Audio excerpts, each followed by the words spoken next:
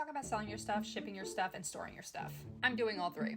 First, it's a personal preference as to whether you want to keep things in the US. I want to leave the door open with the assumption that I'm coming back, so I kept a bunch of things in storage. I got a 5x5 unit, which is equivalent to roughly the average closet size. I'm storing personal family artifacts like paintings, and I'm also storing some final records, a couple small pieces of furniture. My unit is climate controlled, which means that it has air conditioning and heat. It costs $27 a month. I think all storage units require that you have some type of insurance, so there's also the added fee for insurance. It's included through my normal insurance plan, so it's about $10 a month. I also own a house which I'm renting out, which is its own video. I'm also storing some stuff on the property. I also looked into getting an additional shed on the property instead of doing the climate controlled storage unit. Just for the cement pad, I got quoted like $5,000 from multiple contractors. It doesn't include the shed, which was like $1,500 that I was looking at, which obviously depends on the size. Now, to get rid of most of my stuff, I use an estate sale. The estate sale process is super interesting. So it's about a week's worth of time where you need to be out of your house. So the first few days they are setting up, organizing, and labeling all of your stuff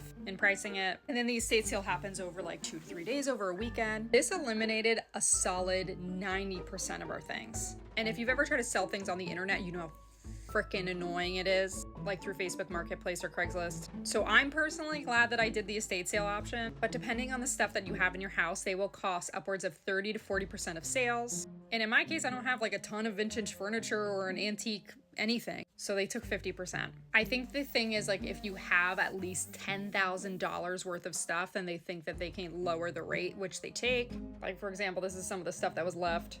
Basically a couple pieces of furniture, and we only made $3,000. I bought all that shit for like $20,000 probably. People at estate sales want a deal, so don't expect to make any money back. And after all our stuff was gone, we had to sleep on a mattress on the floor for 3 weeks afterwards. Exhibit A. I should also mention that we paid a junk removal company to get rid of some of the odds and ends too at the end. That was like $150.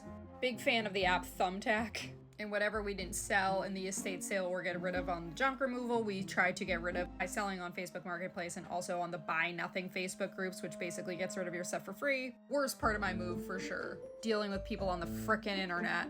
This video is getting long, so I'll do a part 2 on shipping your stuff to Europe.